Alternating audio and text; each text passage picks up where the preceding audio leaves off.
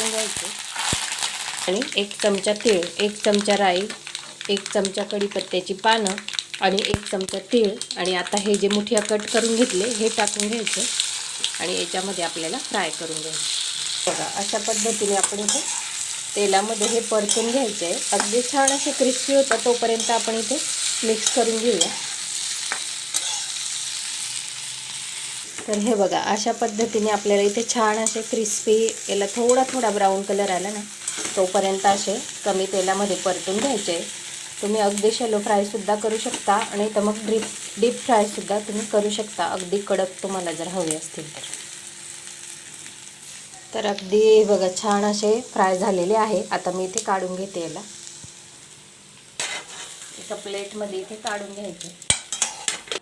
मस्त आणि अगदी क्रिस्पी असे आपले मुठिया तयार झालेले आहे। अगदी मस्त लागतात थंडीच्या दिवसामध्ये।